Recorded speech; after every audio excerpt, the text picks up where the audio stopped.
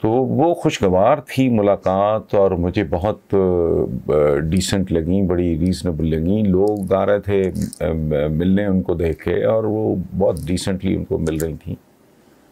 उसके बाद अनफॉर्चुनेटली तलाक के बाद इन्होंने कोई चैनल ज्वाइन किया जो मैं जिसका नाम भूल गया हूँ। तो इनका मुझे फ़ोन आया कि मैं I want to interview you. तो मैंने कहा जी बिस्मिल्लाह।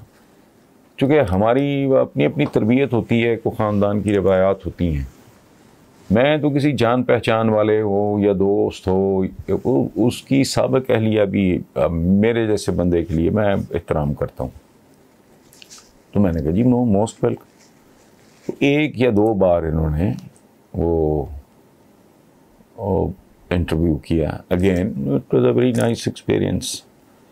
फिर इनकी किताब आई तो मैंने कहा मैं ख़ास तरह की चीज़ें मैं अवॉइड करता हूँ, मेरा वो वक्त नहीं होता हमें इस तरह की चीज़ें पढ़ने के लिए। ना मेरा टेम्परामेंट है, ना मेरा टेस्ट है, तो ना वक्त होता है, सच्ची बात है, इस तरह की बात पढ़ने की।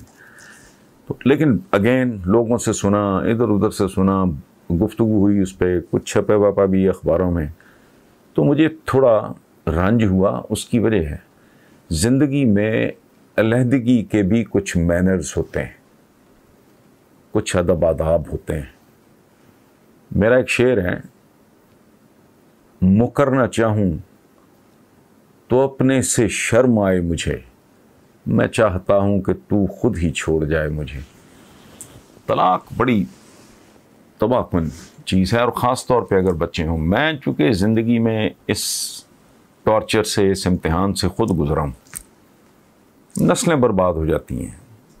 ये इस मामले में फॉर्चुनेट थे। मैं कैसी अजीब बात कर रहा हूँ कि तलाक के बाद फॉर्चुनेट के at least they didn't have children. उसकी वजह कि औरत और मर्द के दरमियान अगर इख्तलाफ हो जाए, नौबत तलाक तक चली जाए, तो भुगतते वो हैं जिनका सिरे से कोई कसूर ही नहीं होता, और वो होते हैं बच्चे। स्पॉइल हो जाते हैं, ट्रैक से उतर जाते हैं। तो इस केस में ये बात बड़ी पॉजिटिव थी कि भाई इनके को औलाद वगैरह तो थी नहीं, तो एक कहते हैं ना, इसे खूबसूरत मोड़ देकर छोड़ना अच्छा। मैं पहले अपनी मिसाल देता हूँ। जब मेरी वो डिवोर्स हुई, फर्स्ट मैरिज जो कोलैप्स कर गई, तो मैं बिल्कुल खामोश। तो मेरी उस जो साबिका अहलिया थी, उन्होंने मुख्तलिफ़ जगहों पे कॉमन फ्रेंड्स के दरमियान या उन फैमिली जो हम दोनों जानते थे, मेरे बारे में उन्होंने कोई उल्टे सीधे रिमार्क्स, कोई इस तरह की बात। तो तंग आके मेरी बहनों ने, जो माशाल्लाह इंतहाई पढ़ी लिखी, बहुत ही पढ़ी लिखी, तो उनमें से दो, एक ने, आई गॉट 4 सिस्टर्स, एक डेट्रॉइट अमेरिका होती, 2 इंग्लैंड होती हैं, एक यहाँ है। तो उन्होंने कहा कि भाई तुम को बात ही नहीं करते, कोई रिएक्ट। मैंने कहा नहीं, जिसके साथ एक्स नंबर ऑफ ईयर्स गुजारे हों, मैं नहीं करूँगा। वो मेरे बारे में जो मर्जी कहती रहे, तो मेरे में हिम्मत नहीं, मेरे में जुर्रत नहीं इस तरह की हरकत करने की कि मैं उनकी कैरेक्टर असैसिनेशन करूं। नहीं हो सकता। तो आई रिफ्यूज्ड, और ज़ाहिर है थक हार के उन्होंने भी अपना शौक़ पूरा किया। उसके बाद खामोशी तारी, कहानी ख़त्म हो गई। अच्छा, वैसे ना वे तो कहानी अब तक चल रही है, लेकिन वो एक और चैप्टर है, कभी बात करेंगे कि डिवोर्स की रिपरकशंस क्या होती। और मैं दयानतदारी से, मुझे आज तक जिसने भी पूछा है, मैंने कहा देखो बात सुनो, ये हमारा माशरा इस तरह का है कि इसमें औरत का फॉल्ट हो ना हो, फेलियर उसी का समझा जाता है। जबकि मैं उलट सोचता हूँ, जब तलाक होती है तो मर्द रिस्पॉन्सिबल है, सीधी बात है। मैं उसके मेरिट डीमेरिट की बात नहीं करता। मर्द इसलिए रिस्पॉन्सिबल है कि वो कैप्टन होता है टीम का।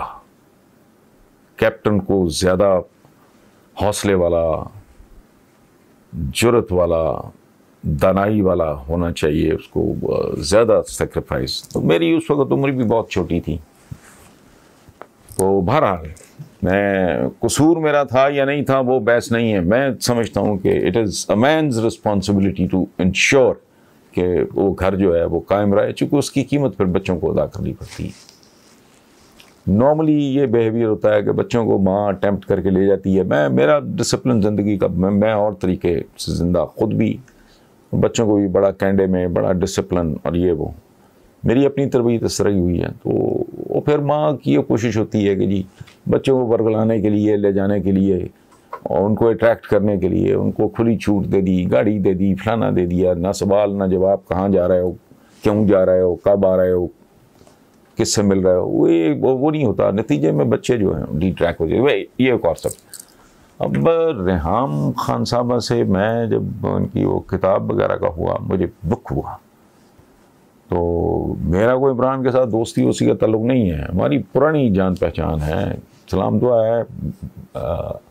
22 बरस से भी ज़्यादा हो गए हैं। अच्छा, अब भी हम मिल लेते हैं।